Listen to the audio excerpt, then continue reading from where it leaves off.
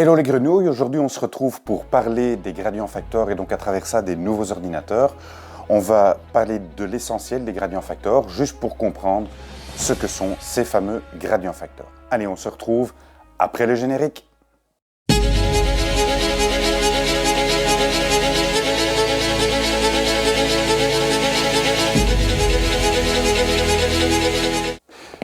Cette vidéo est issue d'un constat que je trouve pour ma part fort alarmant. En effet, de nos jours, de plus en plus d'entre nous plongent avec des ordinateurs techniques.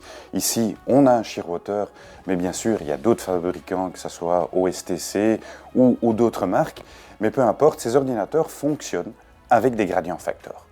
Le constat est alarmant. Pourquoi? Parce que de plus en plus d'entre nous plongent au gradient facteur et l'expriment pendant le briefing, mais ils ne sont pas toujours compris. Je plonge moi-même avec un ordinateur, avec un Shearwater depuis quelques temps, et pendant le briefing, j'exprime clairement que je plonge au gradient facteur, et je suis à force de constater que parfois on ne me comprend pas. Et ce que je trouve vraiment gravissime ou triste, c'est qu'on ne me pose pas la question sur à quoi correspondent ces gradients facteurs. Dans cette vidéo, on va exprimer la base des gradients facteurs. On va évoquer les gradients facteurs, ce qu'ils sont, qu'est-ce qu'ils vont modifier dans mon profil de décompression et dans mon profil de plongée, afin que tout le monde comprenne à quoi correspondent ces fameux gradients facteurs. S'il y a quelque chose que vous ne comprenez pas, n'hésitez pas à vous poser vos questions dans les commentaires de cette vidéo. Je ne suis pas médecin ni technicien hyperbariste, je suis juste plongeur. Je vous répondrai avec la connaissance que j'ai ou vous renverrai vers la littérature qui parle du sujet plus en détail. Allez, on y va, on va voir ça ensemble et on se retrouve après. Afin de bien comprendre le fonctionnement des gradients facteurs, on est obligé de faire un bref historique. Je vous promets, ça va pas être long, 2 minutes 30, je déclenche le chrono et on y va. Vous allez voir que l'étude et la compréhension de la décompression en plongée est très récente.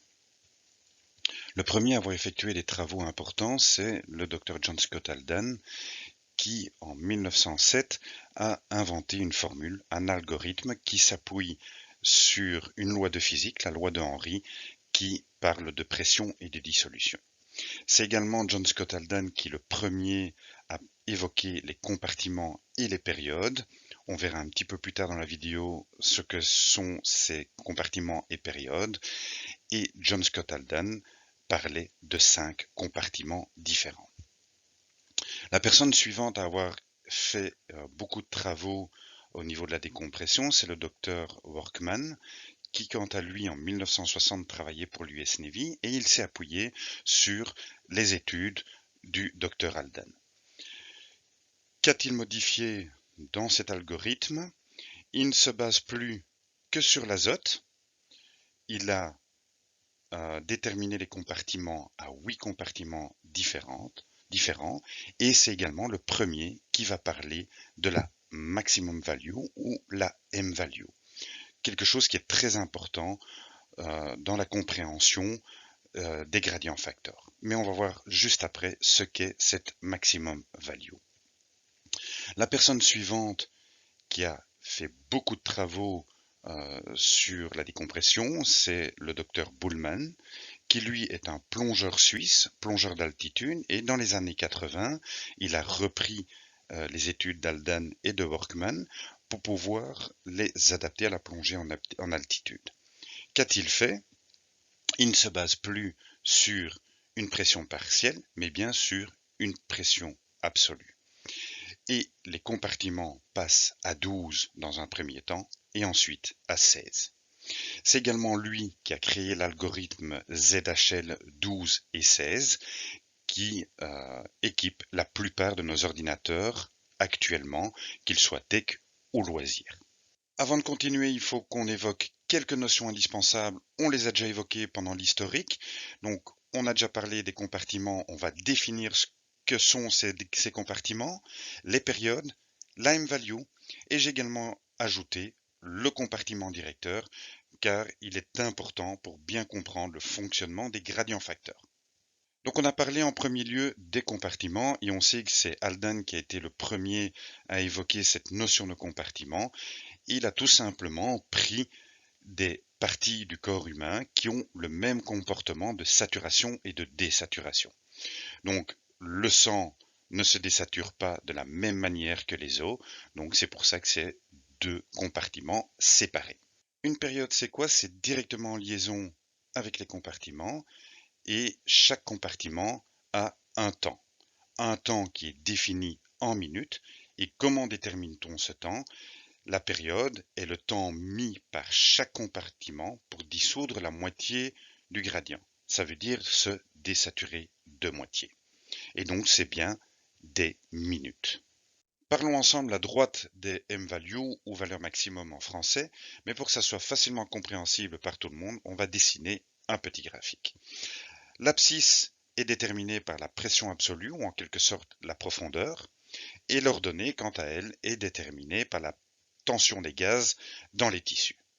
Entre ces deux droites, on trace une troisième droite qui est la droite des pressions ambiantes. Tout ce qui est en dessous, on se sature. Tout ce qui est au-dessus, on se désature. La m-value va se situer dans la partie désaturation. Donc c'est la droite des m-values et c'est elle qui détermine en quelque sorte la limite à ne pas dépasser. Car en dessous, je suis dans une zone qui est favorable à la décompression, tandis qu'au-dessus, j'ai un risque très élevé de formation de bulles dans l'organisme. Donc, en résumé, en dessous de la droite des pressions ambiantes, les tissus continuent à se charger en azote. Entre la droite des pressions ambiantes et la droite des m-values, on est dans une zone favorable à la décompression. Et au-dessus de la courbe des m-values, on entre dans une zone à haut risque de formation de bulles. Donc on a parlé en premier lieu des compartiments et on sait que c'est Haldane qui a été le premier à évoquer cette notion de compartiment. Il a tout simplement pris des parties du corps humain qui ont le même comportement de saturation et de désaturation. Donc le sang ne se désature pas de la même manière que les os, donc c'est pour ça que c'est deux compartiments séparés. Maintenant qu'on a posé toutes les balises, on peut rentrer dans le vif du sujet et on va voir ensemble ce que sont ces fameux gradients facteurs. Allez, rentrons dans le vif du sujet et pour illustrer tout ça facilement, on reprend notre fameux graphique avec la m-value, la droite des pressions ambiantes et tout le tralala. Je vous rappelle juste que le début de la remontée se trouve en haut à droite dans le tableau et on va rajouter à ce graphique deux petites options. Donc le gradient facteur O, donc qui correspond à la fin de la remontée, on va lui mettre une graduation de 0 à 100% et on va mettre la même graduation dans le bas de la remontée, donc en début de remontée. À quoi va me servir cette graduation de 0 à 100% aussi bien en fin de remontée qu'en début de remontée? Ça va tout simplement me servir à tracer une nouvelle droite qu'on va appeler la droite des gradients facteurs. Ici, en l'occurrence, la droite des gradients facteurs a été tracée de 30% à 80%, donc on va l'appeler une droite 30-80. Mais à quoi correspondent ces deux chiffres, ce chiffre 30 et ce chiffre 80? On va voir ça tout de suite. Le gradient facteur bas, donc qui correspond au début de la remontée, définit le premier palier. Au plus le chiffre est petit, au plus les paliers vont commencer tôt dans la remontée. Quant au deuxième chiffre, le 80 ici en l'occurrence, c'est ce qu'on appelle le gradient facteur O. Donc je rappelle, c'est celui qui va modifier ma fin de plongée et il définit le dernier palier. Au plus le chiffre est petit, au plus le dernier palier va être long. Donc en quelque sorte, ces gradients facteurs vont me permettre de changer l'inclinaison de la droite des gradients facteurs et de l'adapter à mon profil de plongée. Alors maintenant qu'on en sait un petit peu plus sur les gradients facteurs, voyons quelle est leur utilité. On reprend notre droite gradient facteur 30-80, petit rappel, premier chiffre, gradient facteur bas qui va déterminer la profondeur de mon premier palier, deuxième chiffre, le 80, qui va déterminer la durée de mon dernier palier. Le fait d'avoir tracé cette nouvelle ligne, cela va me donner des nouvelles limites à mes différents compartiments directeurs et changer mon profil de décompression.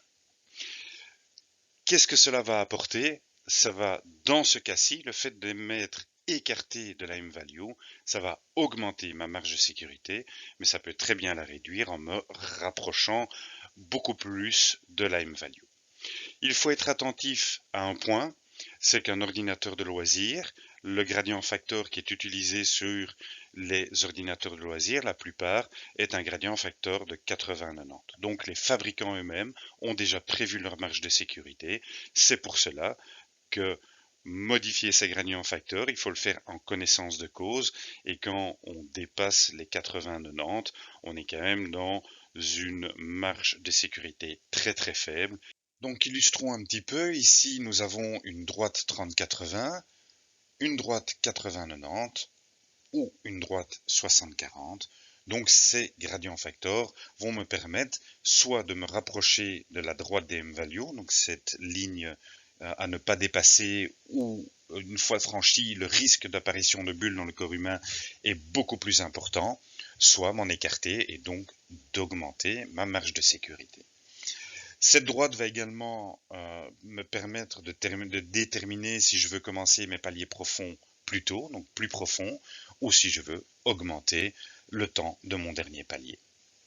Donc ces gradients facteurs vont vraiment me permettre de modifier ma décompression, de modifier mon profil de décompression en fonction de mon état physique et du type de plongée envisagée ou éventuellement des plongées qui ont été effectuées précédemment.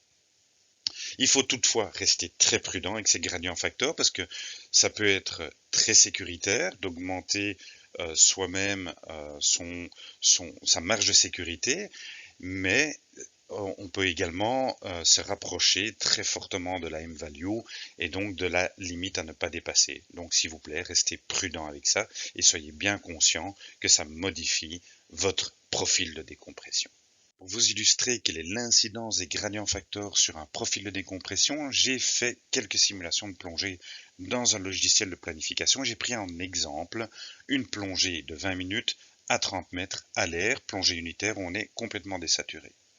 On va comparer le temps total surface, le premier palier, profondeur plus temps, et la durée du dernier palier.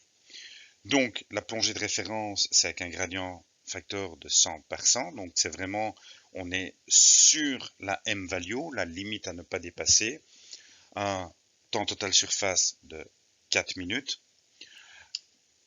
premier palier de 1 minute à 3 mètres, et donc le temps total surface de 4 minutes, c'est les 3 minutes pour la remontée à du 10 mètres minute, plus 1 minute de palier. Quand je prends un 90-90, on voit déjà que le temps total surface a augmenté de 2 minutes, parce que mon palier a augmenté de 2 minutes, mon palier à 3 mètres. On passe directement au 50-50 pour vous montrer vraiment la grosse différence. 24 minutes de temps total surface. Premier palier qui apparaît, c'est à 9 mètres pendant 1 minute. Et la durée du dernier palier à 3 mètres est de 14 minutes. Donc ces gradients facteurs vont permettre de modifier mon profil de plongée, mais il faut quand même garder à l'esprit que si j'augmente mon temps de palier, je dois prévoir une autonomie suffisante en gaz pour pouvoir les effectuer.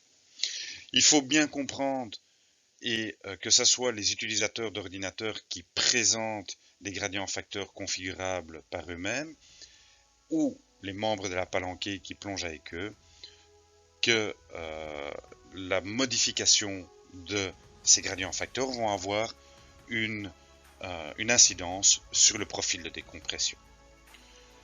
Il y a malheureusement trop de plongeurs qui utilisent les paramètres par défaut ou qui copient les paramètres de gradient facteur d'autres plongeurs, ou même il y en a certains qui les choisissent au hasard, sans tenir compte de la plongée à effectuer. Donc, certains plongeurs ont une plus grande sensibilité à l'ADD, et bien des plongées sont physiquement plus exigeantes que d'autres. Comme toujours, en plongée, il est de votre responsabilité de choisir les facteurs, les gradients facteurs et le conservatisme approprié à vous-même et au profil de plongée que vous allez effectuer. C'est pour votre sécurité, mais également pour la sécurité des membres de la palanquée. Voilà, on arrive au terme de cette vidéo, il y a la conclusion. Donc, vous voyez que les gradients facteurs sont un outil qui peut être très utile, mais en même temps très dangereux. On n'est pas des surhommes, il faut rester humble face au milieu dans lequel on est juste accueilli en tant qu'invité. Donc, ne jouez pas trop avec les gradients facteurs, faites attention et choisissez bien ceux qui correspondent à votre profil de plongée et à votre profil physionomique et de santé. Donc, restez prudents et on se retrouve bientôt pour une nouvelle vidéo.